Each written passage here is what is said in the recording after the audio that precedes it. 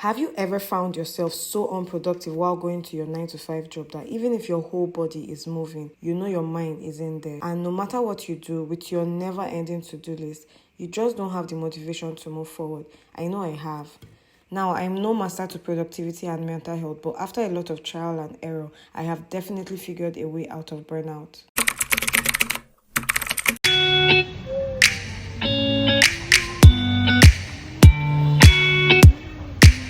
Hi. We're going to be talking about my full self-care routine. I'm going to give full credit to it, honestly, because it is the reason I have been partly sane throughout working in my 9 to 5 journey. We're going to be talking about journaling, eating good, skincare, and some totally weird stuff that will amaze you. Obviously, we're going to start with skincare.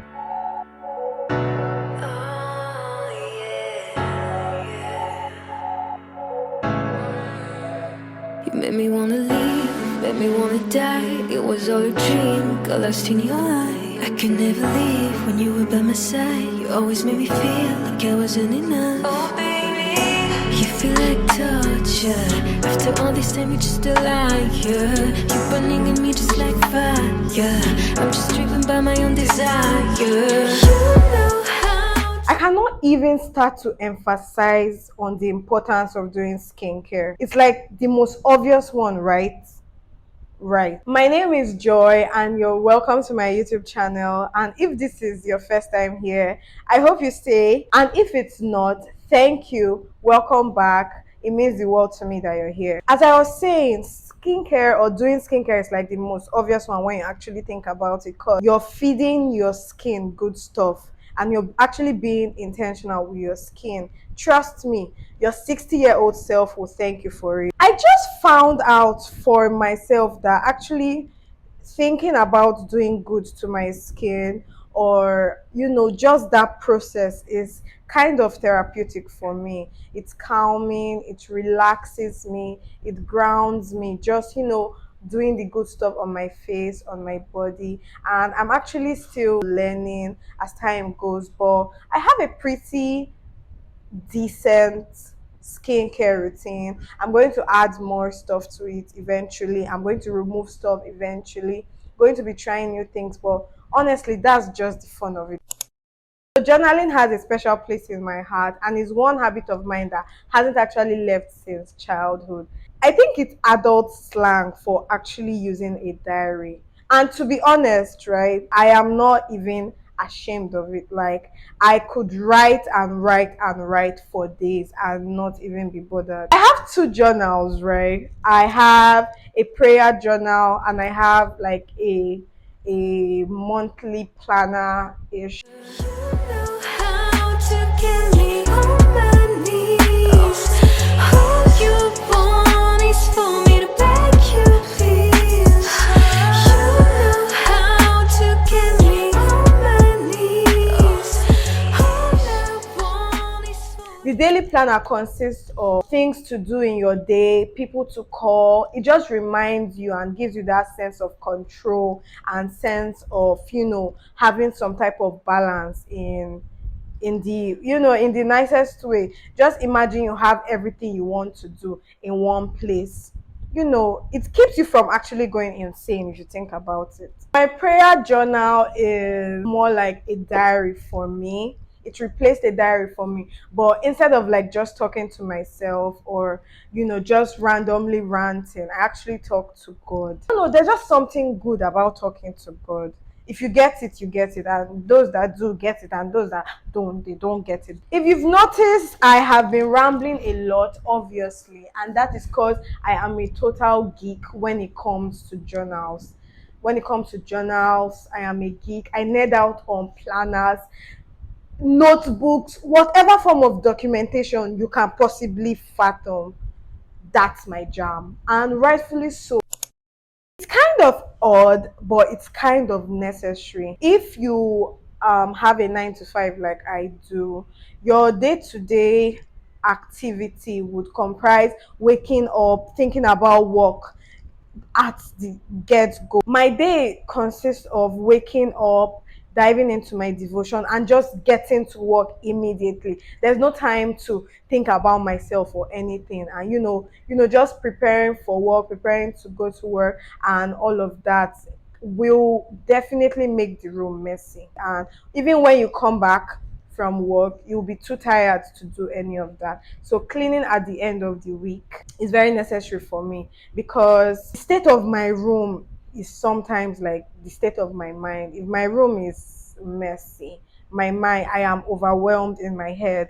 If my room is clean and neat and well organized, that's the same way I am in my head. And the weekend really does that for me. So even if I don't do a lot during the week, I try to always make sure I thoroughly clean my room. And I'm not even talking about small clean, I'm talking about the whole thing. The cleaning routine for me is kind of a nice one.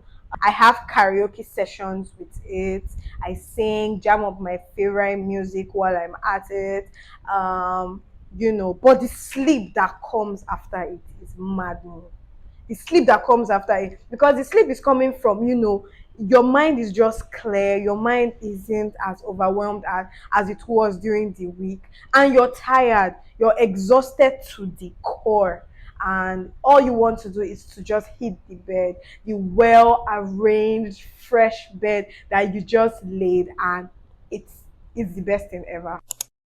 Let's not even try to act like this is not necessary. It obviously is. I'm not even talking about eating good, like making sure you eat in the day. That's like basic human, that's for like basic human survival, right?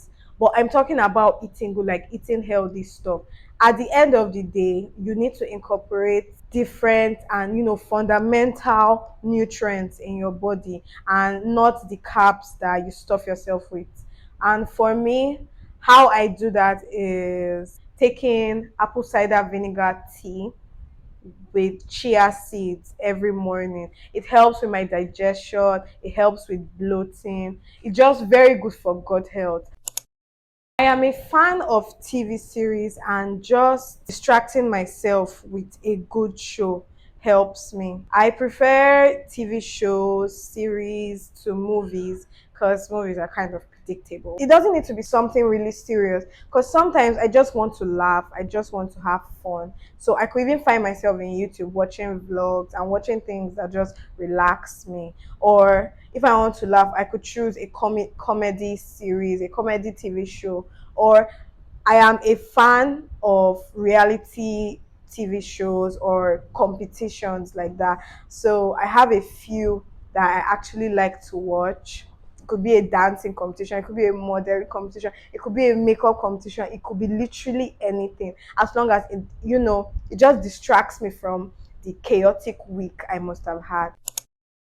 So I do this thing with my phone where I use my reminder app and place affirmations in it. No, I do not use reminders for like a checklist or a to-do list. I have my journals for that. I'm a pen and paper girl.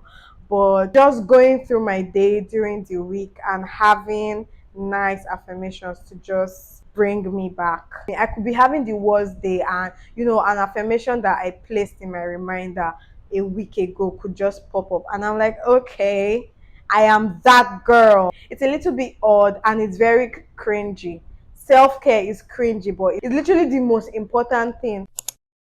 If I didn't put reading here, it would be literally crazy. I feel like everybody needs to have some type of thing that develops them in some way.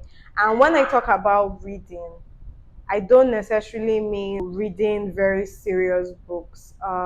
Reading fictional stuff, if it relaxes you, have at it.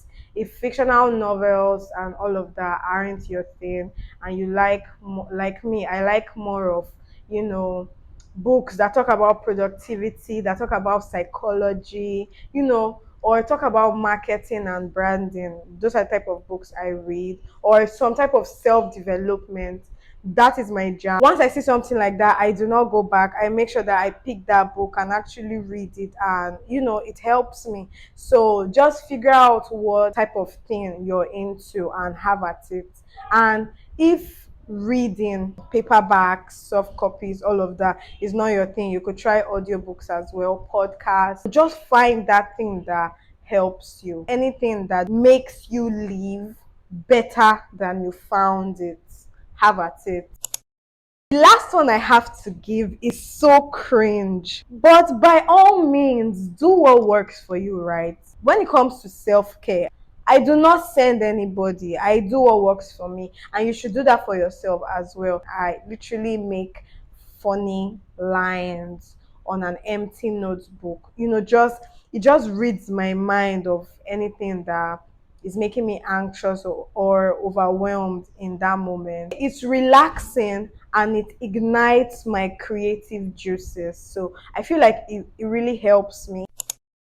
If I had the access, or if I wasn't always too tired by weekends, I feel like my new interest would be not swimming but just boat rides.